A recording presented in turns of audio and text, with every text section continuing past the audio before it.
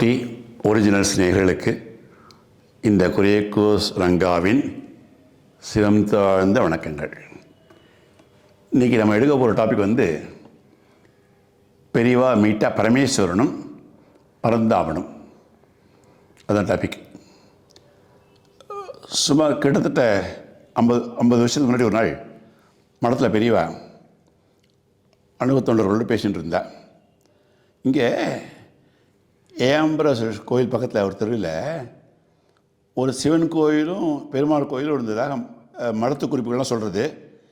உங்களுக்கு யாருக்காவது தெரியுமா கேட்டால் சுஸ்ரோத்திரத்தெல்லாம் பார்த்துட்டு எங்களுக்கு தெரிஞ்சு அப்படி எதுவுமே இல்லை பெரியவா அப்படின்னா. பெரியவா தீர்க்கமாக யோசிச்சா, மடத்து குறிப்புகள் தப்பாக இருக்காதே, நேரில் போய் பார்த்துருவோமே அப்படி சொன்னவர் மடத்து குறிப்பில் எங்கே காமிக்கிறதோ சுற்றி காட்டின இடத்துக்கு போனார். அது ஏஆம்பர் கோயிலுக்குரிய லிங்கப்பன் தெரு, அந்த கோயிலுக்கு ப்ராப்பர்ட்டி தான். அங்கே போனப்புறம் ஒரு குறிப்பிட்ட வீடு முன்னாடி போய் நின்னார். குறிப்புகள் சொல்கிறது இந்த வீடு தான் அப்படின்னார். ஒன்று சிஷ்யெல்லாம் சொல்லிட்டு, இது சந்திரசேகர ராவோட வீடு இல்லையோ அப்படின்னு பேசிண்டா. நடமாட தெய்வமே தான் வீட்டு வாசலில் நிற்கிறத பார்த்த உடனே வீட்டுக்காரங்க ஒரே சந்தோஷம். பெரியவா பாதங்க கிரகத்தில் படத்துக்கு கொடுத்து வச்சுருக்கணும் அப்படின்னு சொல்லி எல்லாம் அவங்களுக்கெல்லாம் ஆசீர்வாதம் பண்ணார். பெரியவா சட்டுன்னு தேங்காய் உடைச்ச மாதிரி கேள்வி கேட்டார், உங்கள் வீட்டை மரத்துக்கு வைக்க முடியுமா அப்படின்னார். பெரியவா இப்படி திடீர்னு இப்படி கேட்ட உடனே அந்த வீட்டுக்காரருக்கு ராவுக்கு உடனே பதில் சொல்ல முடியல. நாக்கெல்லாம் குளறித்து திக்கி பெரியவா இந்த வீடு ஒன்று தான் எங்களுக்கு ஒரே சொத்து எங்களுக்கு அப்படின்னு சொன்னார். பெரிய ஒரு சின்ன புன்னுருவல், உன் குடும்பத்தாரெல்லாம் கேட்டு கலந்து பேசு, உனக்கு எப்போ இந்த வீட்டை வைக்கணும்னு தோணுதோ அப்போ என்னை பாரு அப்படின்னு சொல்லிட்டு பெரியவனை பரப்பிட்டேன். கொஞ்ச நாள் போச்சு. ஒரு நாளைக்கு சந்திரசேகரா பெரியவாளை பார்க்குறதுக்கு வந்திருந்தார். ஷேவெல்லாம் பண்ணாமல் பல நாட்கள் ஆயிருந்து, தாடி கடிலாம் பெருசாக வளர்ந்துருந்தது, கண்ணெல்லாம் ஒரே சோகம்.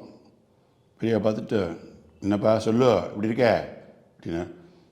சுவாமிகள் தெரியாதா, என் வீட்டை வைக்கலான்னு முடிவு பண்ணியிருக்கேன். என் பையனுக்கு உடம்பு சரியில்லை, ஆப்ரேஷன் செய்ய வேண்டியிருக்கு, ட்ரீட்மெண்ட்டுக்கு எதிர்பார விதமாக எக்கச்சக்கமாக பணம் தேவைப்படுறது. பெரியவா உடனே, இதே நல்ல காரியத்துக்காக தான் பகவான் இப்படி உன்னை நாடகம் மாடுறேன். உன் பையனுக்கு ஒன்றாக அதை கவலைப்படாத, எல்லாம் க்ஷேமமாக இருப்பேன். மட சார்பாக உனக்கு வேறு ஒரு நல்ல இடத்துல உனக்கு வீடு ஒதுக்க சொல்கிறேன் அப்படின்னு கைகளை வசதி ஆசீர்வாதம் பண்ணான். சாட்சாத் இந்த பரமேஸ்வரன் ஆசீர்வாதம் பண்ண மாதிரி இருந்தது. சந்திரசேகராவுக்கு கடி இருந்தது, அதை தொடச்சுட்டு பெரியவாள் நமஸ்காரம் பண்ணிட்டு அவர் புறப்பட்டார். கொஞ்ச நேரத்துக்கெல்லாம் கணபதி சதபதியை சொல்லுவார். பெரியவாள் தரிசனத்துக்கு வந்தார். அவர்கிட்ட நேராக சொன்னார், எனக்கு காமாட்சியம்மன் கோயில் இது போய் கோயிலுக்கு போய்ட்டு அம்பாளை தரிசனம் பண்ணிவிட்டோ லிங்கப்பன் தெருவில் இருக்கிற அந்த சந்திரசேகரா வீடில் அங்கே போய் நான் சொல்கிற இடத்த போய் யோசிக்காமல் தோண்டு, ஒத்தாசதிக்கு ஆளெலாம் கூட்டிகிட்டு போ அப்படின்னு பெரிய உத்தரவு போட்டார்.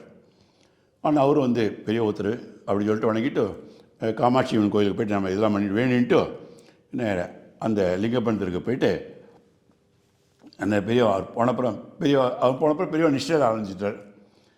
அவர் மனசு ஃபுல்லாக கடவுளோட திருநாமத்தை சொல்லிட்டே ஜெபிச்சுட்டே இருந்தார் பெரியவா.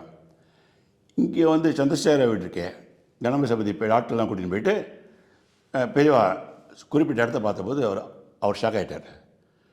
ஏன் ஷாக் ஆனானாக்கா, பெரியவா குறிப்பிட்ட இடம் ஒரு பாத்ரூம், கழிவறை, அது அந்த காலத்து கழிவறை. இந்த இடத்து தோன்றுறதா அப்படின்னு கொஞ்சம் சத்தபதி கொஞ்சம் யோசிக்க ஆரம்பிச்சிட்டார். கணபதி அவர் பேர். பெரியவா காரணம்லாம் சொல்ல மாட்டாரே அப்படின்னு அவரே தன்னை சமாதானப்படுத்திட்டு தோண்டுகோ அப்படின்னு ஆட்கள்கிட்ட சொன்னார். ஆட்கள் மழை மழைன்னு தோண்ட ஆரம்பித்தா. கொஞ்ச நேரத்தில் டாங்கன்னு ஒரு சவுண்டு வந்தது. ஆட்கள் தோண்டதை நிறுத்திட்டா.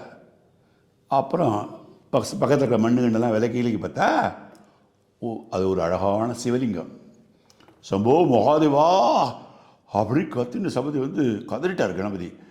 லிங்கம் இருக்கிற இடம் கழிவறை இந்த பகுதிக்குனால எவ்வளோ சீக்கிரம் அந்த மணலை அப்புறப்படுத்த முடியுமோ ட்ரை பண்ணிவிட்டு அந்த லிங்கத்தை வெளியில் எடுத்துலான்னு ட்ரை பண்ணார். ஆனால் முடியல. லிங்கம் கொஞ்சம் கூட அசரலை.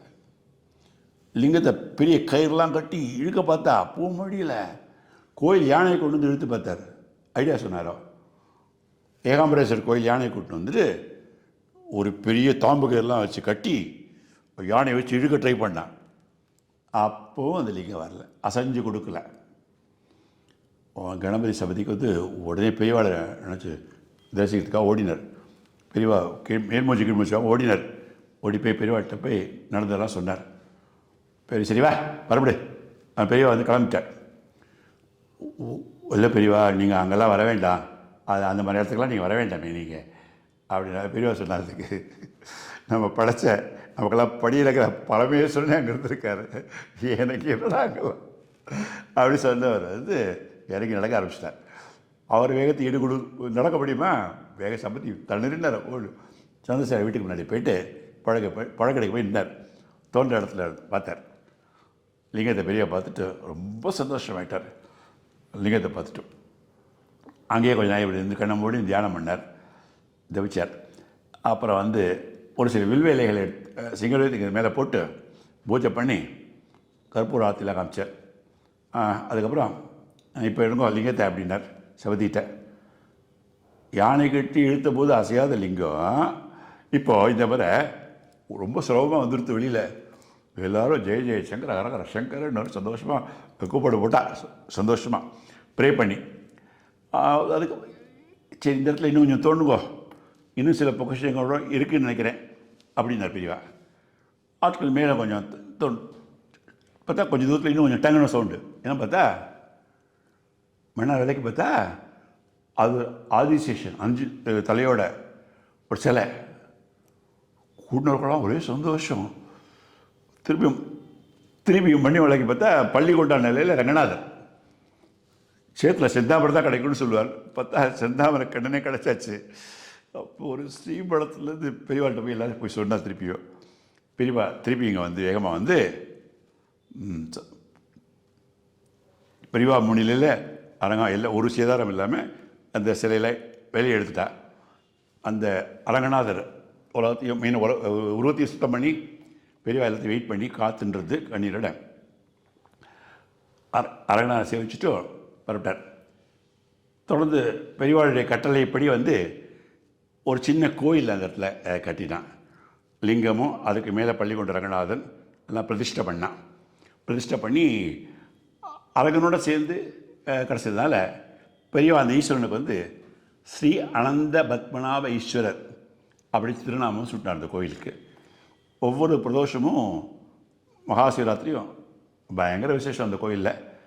மடம் சார்பாக வந்து 2 பேர் டெய்லி வந்து 2 வேத வித்துக்கள் வந்து இதெல்லாம் பண்ணிட்டு போகிறா. ஹரஹர சங்கர ஜெய ஜெய சங்கர மகாபரிவா சரணம்.